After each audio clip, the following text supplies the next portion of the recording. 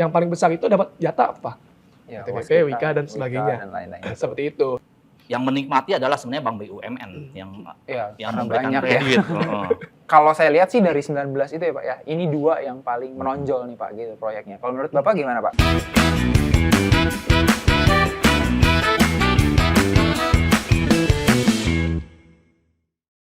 Halo teman-teman, balik lagi ke Stockbit Talk episode ke-17. Bersama saya Henrico Gani, Investment Analyst dari Stockbit Sekuritas. Nah, di episode kali ini kita kedatangan lagi nih 2 tamu Stockbitor yang pastinya kalian udah kenal semua nih. Jadi ada Bro Filmon dan Pak Julius. Silakan Bro, memperkenalkan diri.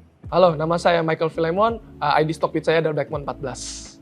Oke, nah satu lagi ada Pak Julius Halim. Silakan Pak, memperkenalkan diri Pak. Halo, nama saya Julius Halim, ID Stockbit saya adalah juliushalim.id. Oke, nah udah pasti udah pada kenal ya, karena kan episode sebelumnya juga kita udah ngobrol-ngobrol. Nah, episode kali ini kita bakal ngobrolin tentang IKN. Nah, ini kan jadi udah lama nih ya Pak ya, wacana bahwa pemerintahan itu bakalan dipindahin. Bahwa kalau saya baca-baca itu ternyata dari zamannya Pak Harto juga udah sempet ya mau dipindahin, tapi nggak jadi. Akhirnya di eranya Pak Jokowi ini kita resmi mau memindahkan ibu kota dari Jakarta ke daerah Kalimantan. Nah, kalau kita lihat nih Pak, berarti kan kalau pemindahan ibu kota akan pembangunan gitu ya, akan ada pembangunan. Sebenarnya pemindahan ibu kota ini tuh sentimen positif atau bukan sih Pak buat sektor konstruksi? Oke, kalau menurut saya pribadi itu sangat positif Pak ya, karena kalau pemindahan ibu kota IKN itu, menurut data itu diperkirakan mencapai 466 triliun, itu luar biasa ya Pak ya bagi saya. Dan untuk tahun anggaran 2023 untuk Kementerian PUPR aja itu sudah dianggarkan sebesar 125,2 triliun. Itu adalah 31,93% dari total anggaran infrastruktur untuk 2023 sebesar 392 triliunan. Jadi akan sangat positif untuk sektor konstruksi. Karena jumlahnya besar, berarti order book yang masuk besar, akan besar gitu ya Pak ya. Tapi kalau kita ngelihat besar gitu ya Pak ya, tapi kan ini dibagi-bagi nih Pak, sama beberapa kontraktor gitu ya. Let's say dari BUMN aja ada 4. Angka itu tetap besar nggak Pak kalau dibagi 4 gitu menurut Bapak? Menurut saya sih sangat besar ya kalau bisa dimenangkan ya. Karena kan hal ini akan mempengaruhi juga ke turunannya ya. Kan kalau di konstruksinya masih ada Wika beton ya, betonnya, precastnya, mixnya, anak usahanya ya. Terus kalau ada yang beberapa emiten ada aspalnya, itu hal yang saling terintegrasi untuk produk-produk turunannya lagi. Belum lagi sektor industri lainnya seperti semen, baja. So angka itu walaupun dibagi-bagi pun sebenarnya masih angka yang besar gitu. Sangat ya, besar Pak. Dan ya potensi berarti untuk infrastructure and construction di situ gitu. Iya, untuk pertumbuhan ekonomi juga. Oke. Kalau Bro Filmon sendiri ada perhatiin nggak Bro untuk sektor konstruksi setelah ini? Kalau menurut Bro gimana Bro? Iya, kalau menurut saya sebenarnya sangat seperti kata Pak Julius ya, itu sangat besar sekali prospektusnya, dan sebenarnya yang saya concern di sini adalah anggarannya. Tadi sudah disampaikan oleh Pak Julius, anggaran yang begitu besar, dan perlu diketahui juga bahwa konstruksi setiap tahunnya akan selalu ada proyek baru di luar IKN.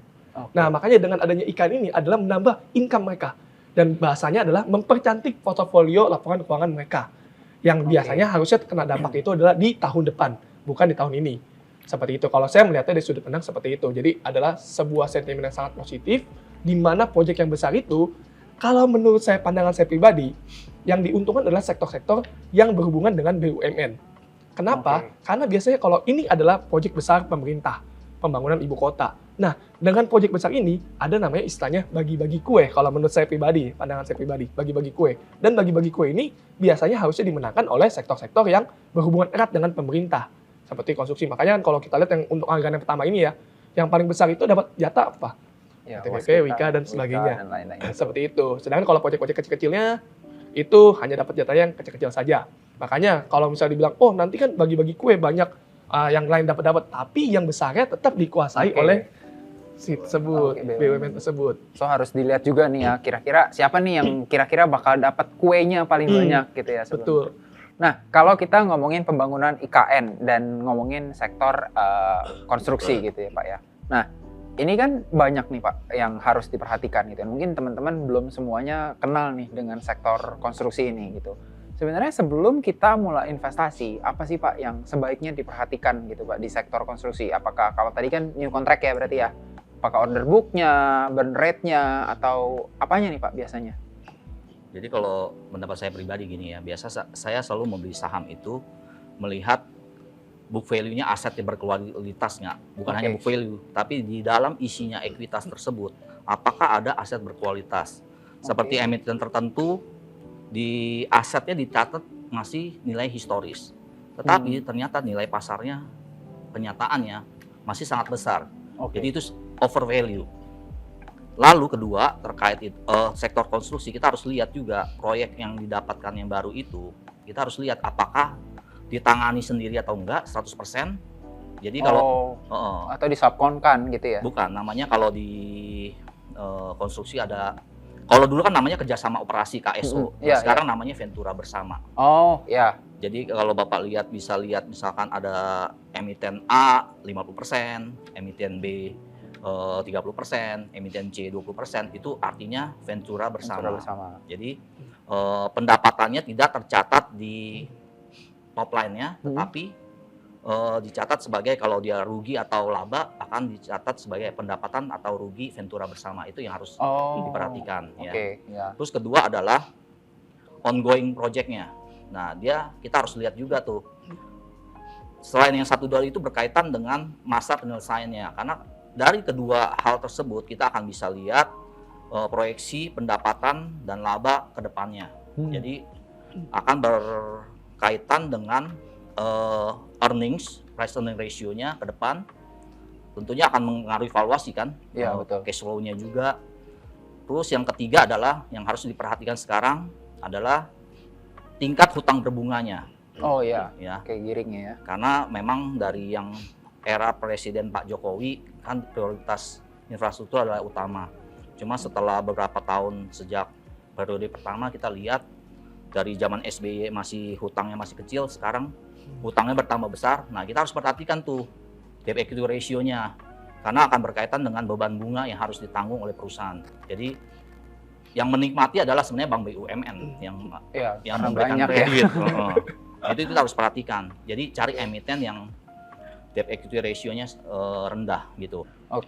Kalau Bro Filmon sendiri, kalau masuk ke konstruksi gitu ya, biasa indikator-indikator apa nih Bro yang biasa diliatin? Kalau saya sebenarnya sependapat sama Pak Julius ya, kurang lebih udah dijelaskan dengan rinci sama Pak Julius, tapi saya lebih ke arah menambahkan adalah lebih ke arah timing, lebih ke arah seperti itu. Kenapa? Karena sebenarnya itu konstruksi memang sangat menggiurkan sekali ya untuk masalah gini. Kalau dia panggung itu mungkin bisa sampai mungkin ratusan %. Tapi timing kapan masuknya itu yang paling utama bagi saya pribadi. Di mana di saat benar-benar misalnya pada beberapa hari sebelum pembacaan proyek atau apa. Nah, yang biasanya saya lakukan adalah membaca prospektus ke depannya, yaitu memprediksi kira-kira nih kalau misalnya dia bangun apa dengan tendernya kira-kira berapa dan siapa yang dapat.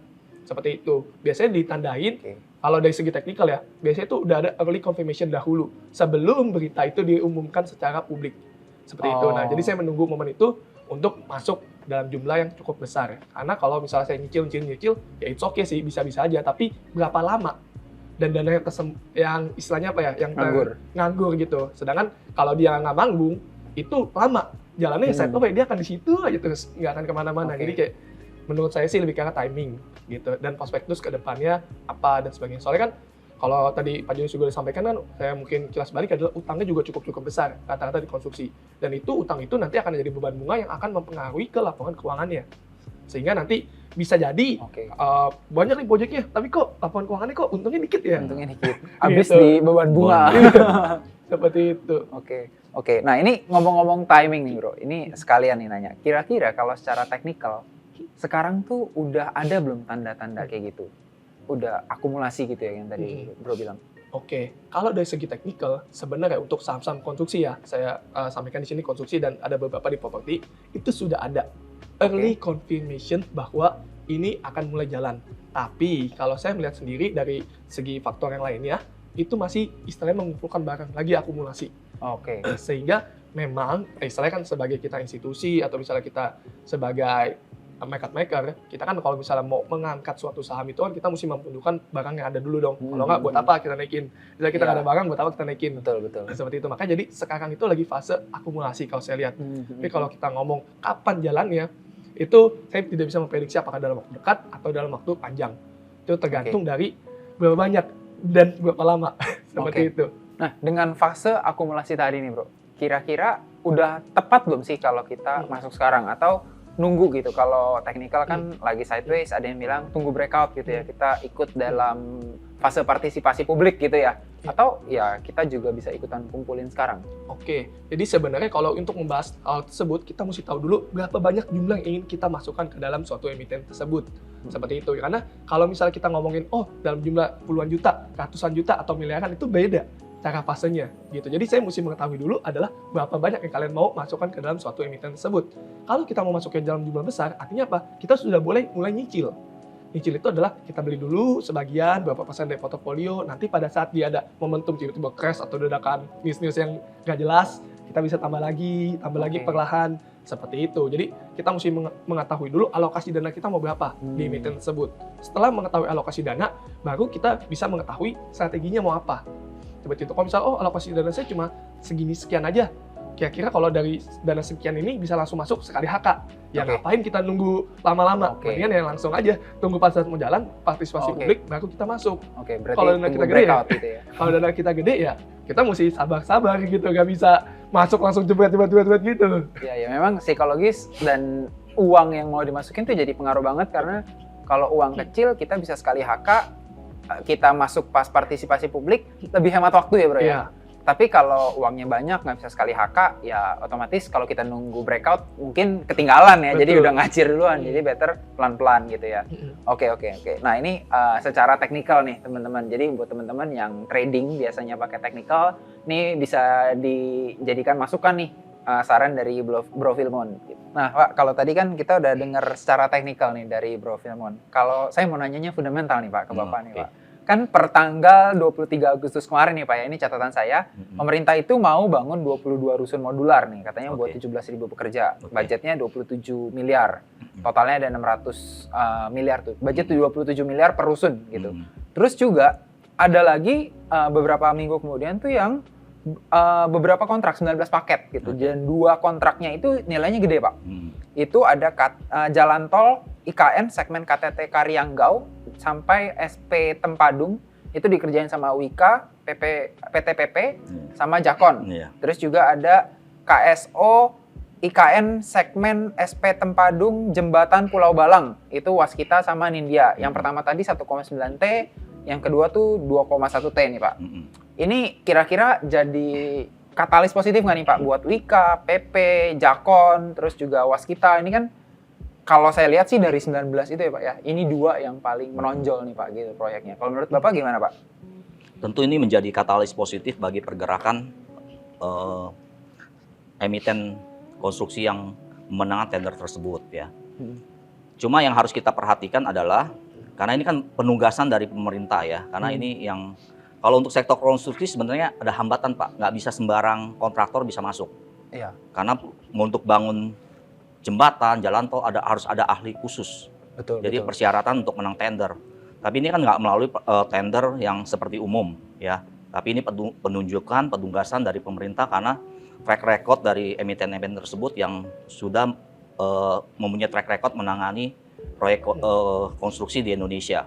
Jadi ke depan harus diperhatikan pemenangan kontrak tersebut berapa persentase mereka Pak. Jadi kita akan bisa lihat, akan di breakdown lagi yang berpengaruh pada emiten mana. Karena kan seperti yang 2 tol itu yang 2,1 sama 1,9 triliun itu, kita harus lihat yang leadernya siapa gitu loh. Berarti nggak bagi rata ya Pak? Nggak bagi rata, karena kalau saya cari masih belum ketemu tuh, belum ada. Karena kalau biasa di tender LPSCE PUPR itu ada, tapi karena ini penugasan, jadi belum ada datanya. Jadi ke depan ini kan karena juga harus ngebut. Ini kan sisa tahun yang anggarannya sudah disiapkan untuk tahun 2022 ini kan, yang 5 triliun lebih itu. Jadi ya menurut saya kuncinya adalah di tahun 2003 nih. Jadi akan menambah pendapatan Revenue. dan beban. Pendapatan dan labanya. Oke, berarti siapa yang besar, terus juga ya pastinya kan karena size-nya juga beda-beda ya Pak ya, Iya. antara Wika dengan PTPP juga size-nya beda, jadi Iya. dapat proyeknya seberapa besar itu jadi pengaruh gitu ya Betul. Pak ya. Oke, oke. Dan ada nggak sih Pak kira-kira nih Pak, dengan ini kan cukup besar lah ya, kalau menurut saya sih cukup besar, 1,9 sama 2,1. Kira-kira kedepannya itu bakalan ada nggak sih Pak berita yang harus kita tunggu nih Pak, kira-kira lebih besar lagi gitu Pak? Mungkin apa? Mungkin gedung pemerintahannya atau rumah buat aparatur sipil atau apa sih Pak yang harus kita tunggu lagi beritanya? Yang pasti kan tahun 2023 ini sudah dianggarkan sangat besar ya. Jadi kita harus lihat proyek apa lagi gitu loh. Karena sekitar 123 triliun itu ya bagi saya akan berrelasi dengan pendapatan dan laba tahun 2023, 2024. Jadi ini cerita masih berseri. Jadi kunci di emiten itu kita harus lihat adalah proyek apa yang dimenangkan selain ini ya IKN ya, karena juga kebanyakan memang menurut saya 60-70% itu proyek dari APBN dan APBD ya, jadi Ya. entah dari pemerintah atau enggak juga dari pemerintah daerah Pak. Jadi ke Oke. depan lebih Oke. sangat berpengaruh gitu. So tahun depan bakalan banyak proyek yang lebih besar gitu ya Pak ya. Besar, Dan Pak. ini tuh sebenarnya cuman awal gitu ya. Awal Pak. Oke, oke. Nah ini menarik. Saya mau nambahin dikit aja sih, kalau dari sudut pandang saya pribadi ya. Kayak melihat di tahun 2023 kan, kalau di anggaran di 2022 ini kan cenderung kalau saya lihatnya lebih ke arah di transportasinya dulu. Misalnya jalan tolnya atau apanya. Nah tapi kalau di 2023 saya lebih cenderung tuh melihat adalah bangunannya di dalam-dalamnya. Mungkin rumahnya atau gedungnya dan sebagainya. Itu mungkin yang lebih memakan biaya yang cukup lebih besar dibandingkan Oke. dengan transportasinya. Oke, Gitu sih. oke. Itu bisa jadi ini juga ya. Kira-kira ini proyek besarnya kali ini ya. Mungkin jadi gitu ya. Oke. Nah bro, sekalian nih bro, mumpung ada ini juga nih, chartis juga nih di sini. Mungkin kita mulai dari emiten apa dulu nih bro? Oke, mungkin kita mulai dari emiten Wika ya. Di sini kalau misalnya kita liatin dari segi teknikal Wika ya. Pertama, kalau misalnya saya biasanya melihatnya adalah karena ini emitennya di bidang BUMN dan kebetulan lebih ke arah LQ45, jadi saya mesti memperhatikan juga dari foreign flow. Oke. Dimana karena kita mengetahui bahwa emiten tersebut ini biasanya dimainkan oleh asing. Seperti itu, dan biasanya inflow besar juga di asing. Nah kalau kita lihat sendiri, pada saat fase downtrend tersebut, dan pada saat lagi mau diumumkan, direncanakan dengan namanya IKN, itu foreign flow-nya cukup menanjak gitu. Jadi udah mulai ada tanda-tanda akumulasi dari asing yang masuk ke dalam emiten tersebut di periode bulan Juli, kalau nggak salah sampai bulan Agustus. Nah, yang kedua, dari segi kita teknikal yang lainnya juga kita lihat adalah di sini ada volume yang cukup meningkat, yang signifikan. Oke. Di mana pada saat dia melakukan breakout dari sebuah area tersebut, di situ didukung oleh dengan volume yang besar, sehingga menandakan adanya sebuah market maker yang masuk ke dalam emiten tersebut, yang menggerakkan harga tersebut. Nah, dan di sini juga kita lihat udah breakout dari set away-nya. Ini kan kurang lebih kan dia set away-nya cukup panjang ya. Di Wika ini kalau nggak salah ini dari bulan Maret gitu ya, ada set away panjang. Nah, dan kebetulan di belakangan ini sekitar 2 minggu lalu itu sudah mulai breakout dengan volume yang cukup besar, dan di saat dia pullback ke area tersebut, itu didukung lagi, mulai rebound lagi dengan volume yang cukup besar. Ini menandakan apa? Bahwa market maker tersebut menjaga daerah psikologis tersebut di breakout. Sehingga banyak sekali potensi, kalau misalnya harga itu menyentuh daerah tersebut, ada potensi bisa memantul kembali. Oke. Namun kita tetap waspadahi biasanya secara teknikal itu, market maker itu kan karena istilahnya ya, kalau bagi saya pribadi itu melukis chart. Jadi dalam artian bisa jadi nanti akan ada namanya liquidity. Ya, liquidity provider, bukan liquidity provider, jadi liquidity catcher lah. Istilahnya untuk apa? Jadi chart itu nanti akan dibikin seakan-akan break dari area tersebut. Nah, di mana banyak sekali trader-trader yang scalping atau apa itu akan cut loss. Yang swing akan cut loss dan dia mulai memakan area tersebut. Nah, kalau saya lihat pribadi, area tersebut adalah di area sini. Nah, ini pindah ini. Ya. Di area kurang lebih sekitaran 900-an, 950-an lah. Ya susah gambarnya, pokoknya inilah. Oke, so itu Daerah area situ. yang bisa Area demand. dilihat gitu ya, Yes. diperhatikan sama Emiten trader maupun investor yang pakai teknikal. Area berapa tadi bro? Boleh diulang? Daerah 950 sampai 1000. 950 sampai 1000 ya? Ya, Itu. daerah-daerah situ. Oke, ini menarik. Di situ karena ada demand, di mana pada saat dia rally base rally, di sana terjadi pada saat dia rally, lalu dia membentuk base. So, menandakan apa? Bahwa base Oke, tersebut ini base itu sangat dijaga. kuat. Seperti Oke. itu. Jadi kita bisa asumsikan dengan spekulasi masuk di area sana, dan mungkin kalau misalnya trader-trader lain bisa melihatnya juga ini ada skenario, bisa dibilang ya. Anggap saja namanya lukis itu orang-orang bisa berbeda-beda. Bisa saja saya bilang ini ada double bottom. Oh iya. Dengan target Oke. potensi kita bisa ukur sendiri ya kurang lebih di daerah supply selanjutnya di 1150. Oke, so Seperti itu. 10 sampai 15% upside ke resisten terdekat ya. Ya, Kalau betul. untuk emiten yang lain gimana bro? Mungkin Oke. apa enakan kita bahas? PTPP? PTPP sendiri Oke. mungkin kalau dari segi charting bisa dibilang PTPP dengan Wika itu kurang lebih sama. Karena biasanya bergeraknya juga bersamaan seperti itu, dan areanya juga yang di tes itu juga bersamaan. Jadi sebenarnya nggak usah sampai saya lukis terlalu panjang lebar, cuma bedanya adalah di PTPP ini cenderung untuk foreign flow-nya lebih kuat dibandingin dengan Wika.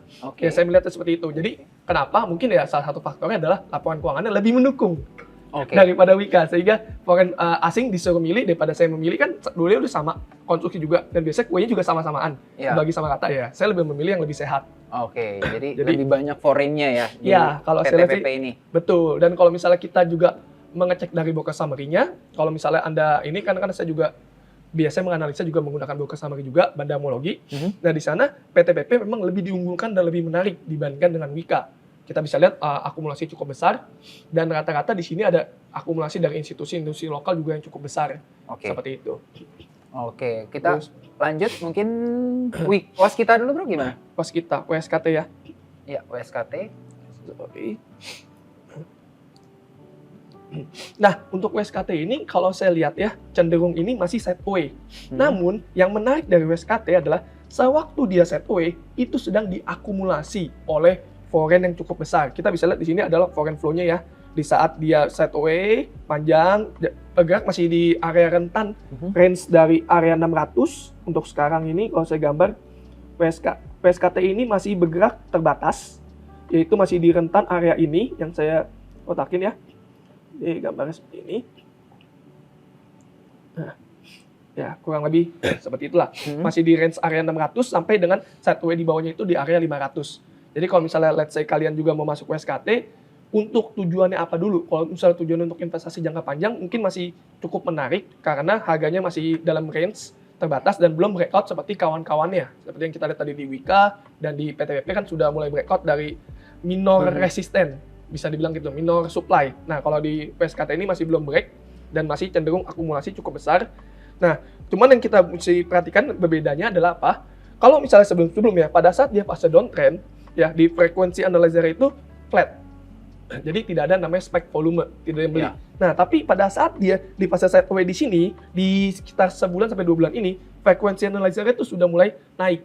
Sehingga apa? Artinya ada tekanan untuk membeli, belum tentu membeli sih, ini ada tekanan beli dan jual yang cukup besar di area tersebut.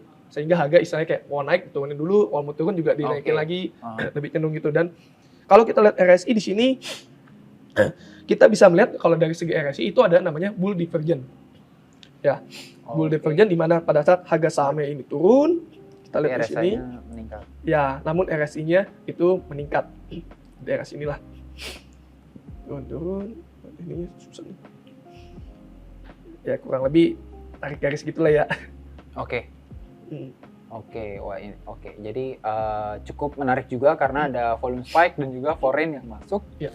Cukup banyak gitu ya bro. Betul. Ya? Kalau yang terakhir bro, Hmm. Adikarya? Oke.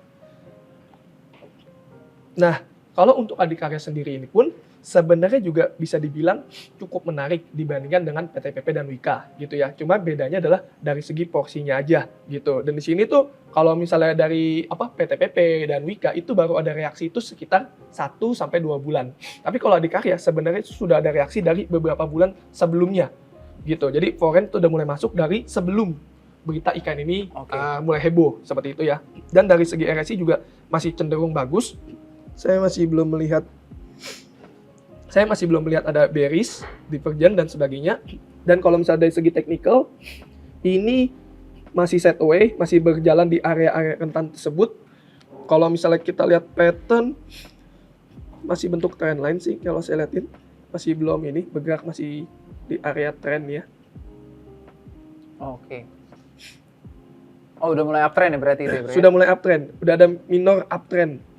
seperti itu. Tapi ini kan kita lihat dari time frame daily. Sebenarnya Ya. kalau kita bisa lebih buat jangka panjang lagi, kita mesti lihat lagi time frame yang lebih besar lagi. Weekly-nya seperti apa, monthly-nya seperti apa, ya, dan lihat demand-nya. Dan kita harus, kalau misalnya saya biasanya, kalau untuk analisa sebuah saham untuk swing itu, saya pertama lihat dari bigger time frame dulu, yaitu bisa weekly, biasanya weekly sih, saya nggak sampai monthly, weekly, lalu saya perkecil di time frame yang lebih kecil, yaitu apakah ada istilah breakout, gitu ya, breakout dengan volume dan sebagainya. Dan untuk menentukan titik entry, saya biasanya menggunakan time frame yang lebih kecil lagi, gitu. Jadi saya menggunakan multiple time frame. Oke, Untuk hourly gitu ya berarti Yes. ya. Oke. Di time frame kecil biasanya saya melihat ada pattern tertentu, misalnya pattern cup and handle kah, atau double bottom kah, atau break triangle kah, dan sebagainya kah, Oke. seperti itu. So, dari 4 emiten yang tadi Mhm. kita udah analisa, Mhm. boleh saya ambil kesimpulan bahwa keempatnya itu sudah ada yang mengakumulasi ya, dari foreign juga mulai masuk gitu kan ya, Yes. dan ada potensi kayak Wika, terus juga PTPP tadi ya, itu udah, dan Adikarya ya, tadi udah mulai mengalami minor uptrend seperti Yes. itu ya. Nah, ini teman-teman bisa lakukan analisa juga nih, kira-kira yang dianalisa oleh Bro Filmon ini kelihatan juga nggak nih? Kalian juga melihat hal yang sama nggak nih? Supaya bisa dijadiin pairing gitu ya. Kira-kira, wah ini ternyata apa yang gue lihat sama nih, dilihat juga nih sama Bro Filmon gitu. Nah, tapi sebelum beli, balik lagi, do your own research Yes. dulu, jangan cuman asal ikut-ikutan gitu. Oke, Bro, mungkin mau nanya satu lagi Bro, dari sisi teknikal, ada nggak saham konstruksi yang lagi lo lihat? Atau mungkin nggak usah konstruksi, yang related to construction gitu, infrastrukturnya kah, atau apa supportingnya kah, ada nggak Bro yang lagi dilihatin secara teknikal? Oke, secara teknikal ya. Sebenarnya kalau dari segi teknikal itu tadi dari Wika itu juga udah mulai menarik ya, dari konstruksi udah mulai menarik. Cuman lebih ke arah kita mau lihat lebih potensi upside-nya lebih tinggi dan lebih ke arah investasi atau apa ya. Jadi kan saya melihatnya meliriknya adalah sektor turunannya. Oke. Sektor turunan mana yang menarik gitu, yang akan nanti diuntungkan dan harganya masih tergolong under value yang belum dilirik. Nah, biasanya saya mengkolek saham-saham seperti itu, di mana belum ramai diperbincangkan oleh publik, belum ada yang melirik, saya masuk dulu. Oke. Nanti kalau udah mulai ramai, baru saya mulai Kita supply barang. seperti itu. Oke, ada apa Bro yang kira-kira lagi dilihat? Kalau saya sekarang lagi fokus utama saya tuh melihat adalah di sektor semen. Oke. Karena sebenarnya sektor ini tuh jarang dilirik oleh orang lain gitu dan gak ada dampaknya signifikan. Padahal sebenarnya kalau saya mengulik lebih dalam dari segi fundamental, dari segi prospektus dan ke depannya, sektor ini tuh misalnya apa ya, pemainnya tuh dikit. Pemainnya dikit dan saham-sahamnya dikit. Sehingga pada saat nanti ada pembangunan IKN, harusnya terkena dampak yang cukup signifikan. Dan mungkin kan ada yang bilang, oh tapi kan soal sektor semen itu kan nanti ada dampak dari pengaruh perang, ada misalnya batu bara naik atau apa. Cuman yang lucunya adalah kalau kita perhatikan dengan baik-baik, terutama di sektor semen yang BUMN, kalau saya lihat, walaupun batu bara naik, laporan keuangan tetap bagus. Seperti itu. Karena ada DMO tersebut. Oke. Sehingga sebenarnya sudah ditolerir dah. Dan bahkan mereka juga mulai beralih kepada energi terbaru seperti itu. Oke. Ada yang menarik kira-kira dari sektor semen? Oke, nah kalau saya lihatin yang menarik itu adalah di daerah semen. Di mana sebenarnya kalau misalnya perhatikan dengan baik-baik, semen itu kan memang tertekan. Belakangan ini downtrend parah banget seperti zamannya konstruksi zaman dulu. Padahal sebenarnya dari sisi keuangannya kan bagus. Dan kalau dari segi teknikal, kenapa saya bilang cukup menarik untuk dikoleksi di harga sekarang adalah ada banyak faktor. Pertama, dia berhasil untuk breakout di area minor resist supply di time frame weekly, di mana itu di area sekitar 7.500. Menandakan apa? Bahwa foreign sudah mulai masuk.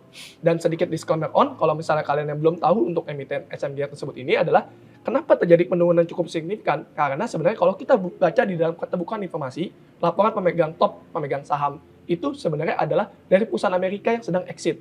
Mungkin mereka melihat ada potensinya, mungkin batu bara lebih menarik atau apa, sehingga mereka mengurangi portofolio mereka di semen Gresik. Dan itu tapi masalahnya adalah mengurangi itu tidak melalui pasar nego, tapi pasar reguler. Oke, jadi Dengan menekan bukti harganya. Iya, sehingga menekan harganya turun ke bawah.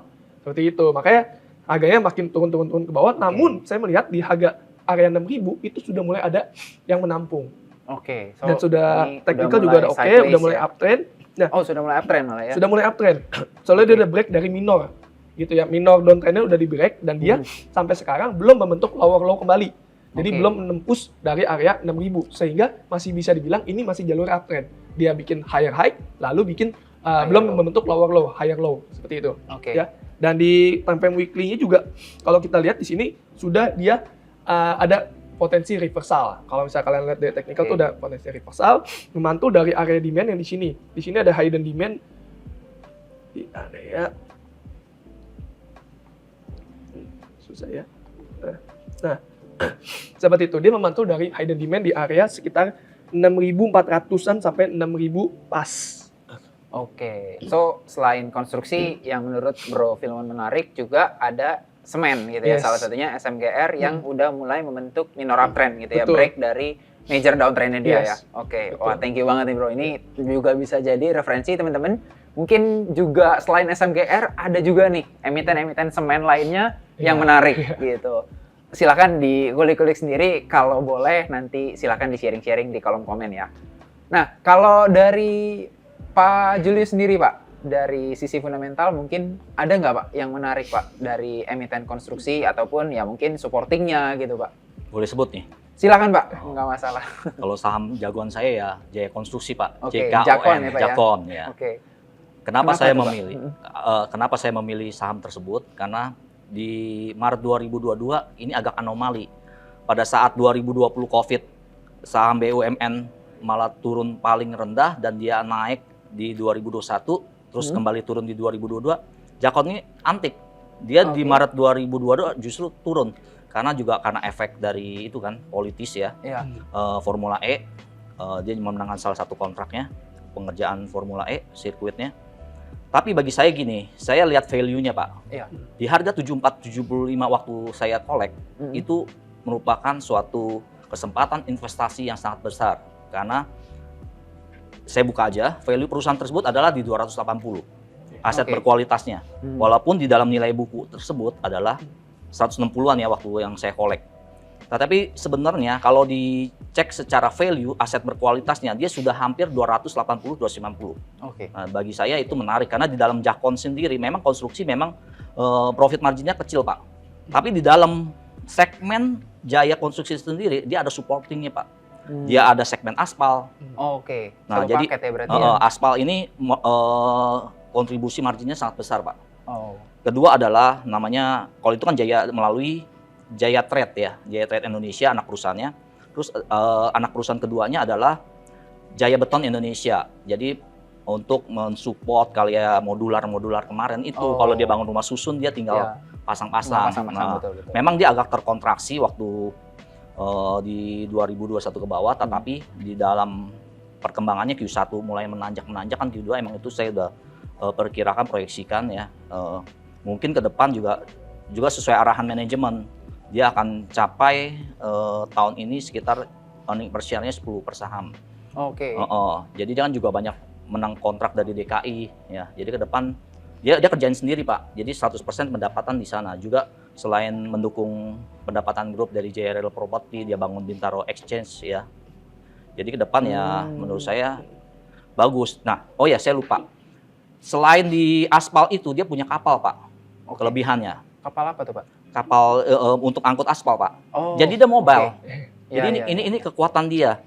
Dia sebenarnya Jaya Konstruksi ini kan Jaya Trade Indonesia, dia distributor dari Pertamina. Oke. Tapi dengan memiliki kapal tersebut, dia luas Pak. Dia mau impor dari kemanapun, dia bisa ambil. Oh, mau karena dari dia Singapura. punya kendaraannya sendiri. Oke. Nah, utilitasnya tersebut selain untuk digunakan grup, dia bisa sewakan. Oh. Nah, itu. Ya. Terus ada juga yang dari Jaya Trade, ada yang Jaya Gas. Memang nggak terlalu besar lah, tapi dengan dibukanya aktivitas setelah COVID ini kan aktivitas restoran, kafe mulai dibuka. Walaupun memang pertumbuhannya stabil, tapi menurut saya itu adalah katalis untuk mendukung labanya perusahaan ini Oke. gitu loh. Wah, ini tadi menarik ya teman-teman ya, cerita tentang Jakon dari Pak Julius nih. Mungkin buat ini ya, secara teknikal kita minta tolong sama Bro Filmon ya. Kira-kira gimana Bro kalau Jakon secara teknikalnya? Oke. Jakon kalau secara teknikal ini kita melihat udah mulai memasuki fase uptrend. Namun yang mesti kita perhatikan adalah area sekarang sudah mendekati dengan area supply kuat dari tahun-tahun sebelumnya. Jadi di sini masih cukup menarik untuk ditradingkan ya, tapi kalau misalnya untuk entry di harga sekarang saya sarankan lebih hati-hati karena biasanya ini sudah masuk ke dalam fase markup seperti itu. Jadi kalau misalnya kalian pun mau mencoba entry bisa melihat di area-area sekitar 150 sampai 160 dengan batasi resiko cut loss di bawah 140. Nah, dan kalian bisa nanti re-entry kembali di area 125 20 sampai 110.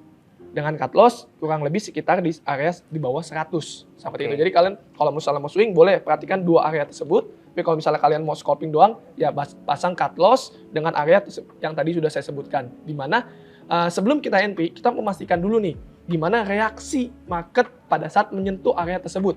Jadi jangan langsung, oh udah harganya udah sampai sini nih, langsung entry aja. Jangan seperti itu.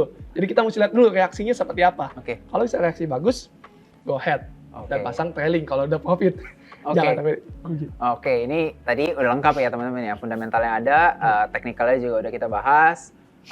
Yang mau saya sampaikan di sini adalah do your own research first.